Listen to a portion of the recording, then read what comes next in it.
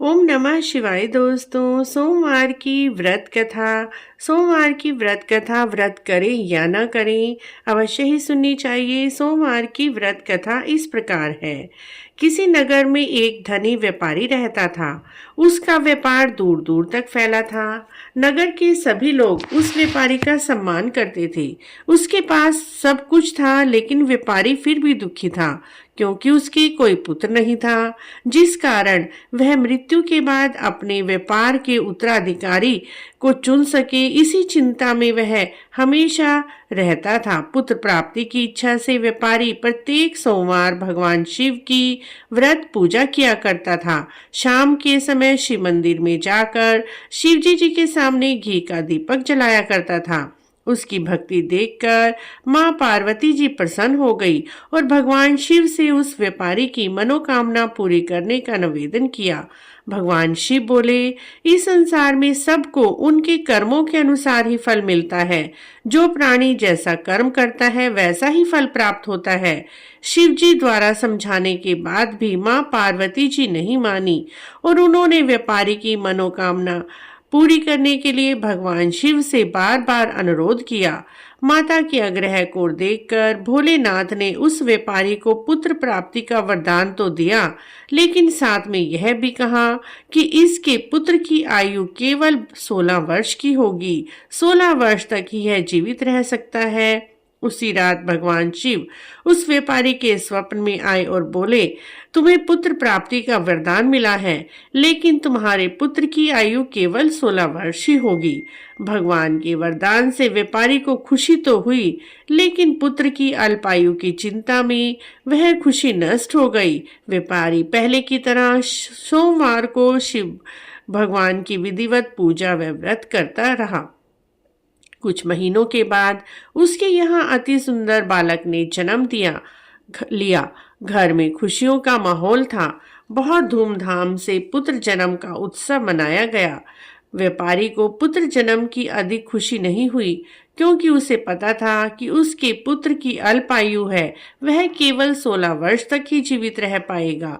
जब उसका पुत्र 15 वर्ष का हुआ, तब व्यापारी ने पुत्र के मामा को बुलाकर कहा, तुम इसे वाराणसी ले जाओ और काशी वाराणसी जाकर इसकी पढ़ाई करवाओ। लड़का अपने मामा के साथ शिक्षा लेने के लिए चला। रास्ते में मामा भांजे विश्राम के लिए एक जगह रुके। वहीं यज्ञ किया, ब्राह्मणों को भोजन कराया। लंबी यात्रा के बाद मामा भांजे एक नगर में पहुंचे। उस नगर के राजा की कन्या का विवाह था। नगर बड़ा ही सजा हुआ था। निश्चित समय पर बारात आ गई, लेकिन वर का पिता अपने बेटे की एक आंख से काना होने के कारण बहुत चिंतित था। उसे भय था, कहीं राजा को पता चल गया तो विवाह के लिए इनकार न कर दे और उसकी बदनामी होगी। जब वर के पिता ने व्यापारी के पुत्र को देखा, उसके मस्तिष्क में एक विचार आया।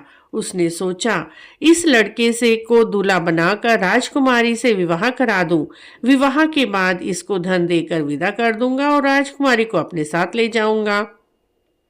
वर के पिता ने लड़के के मामा से इस बारे में बात की। मामा ने धन के लालच में वर के पिता की बात को स्वीकार कर लिया और अपने भांजे को दूल्हे के वस्त्र पहनाकर राजकुमारी से विवाह करवा दिया।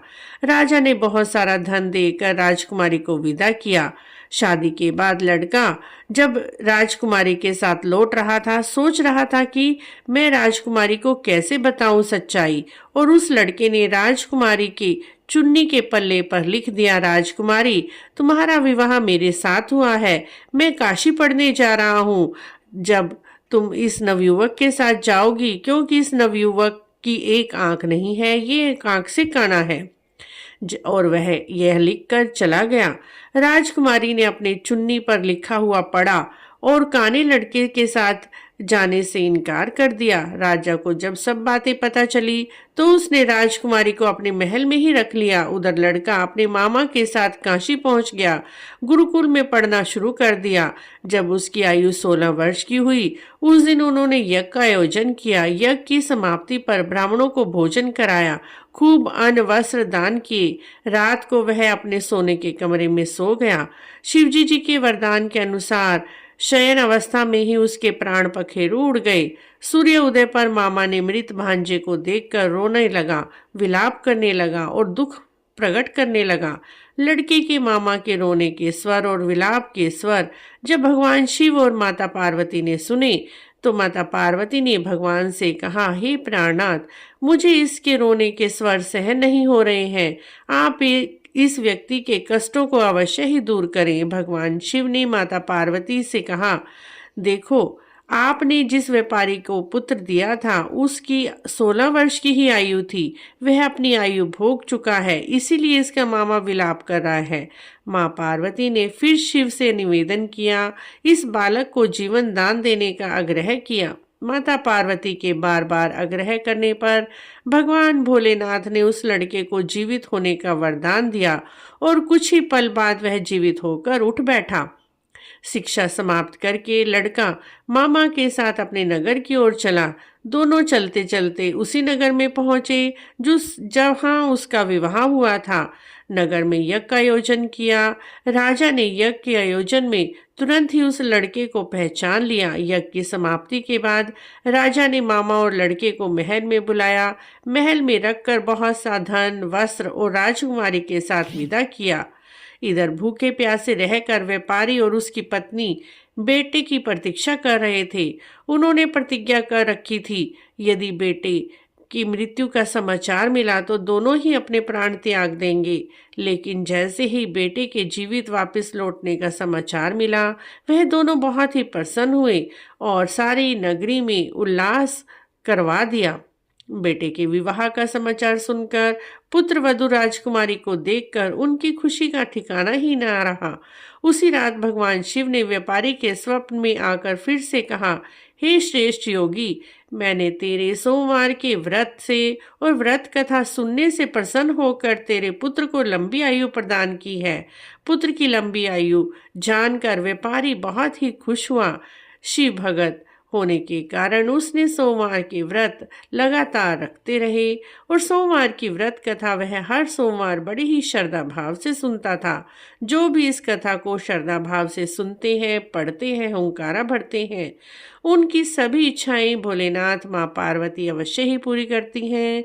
बोलिए भोलेनाथ की जय, माता पार्वती की जय। यदि सोमवार की यह व्रत कथा आपको अच्छी लगी है तो आप हमारे चैनल को जरूर सब्सक्राइब करें, लाइक करें, वीडियो को शेयर भी करें।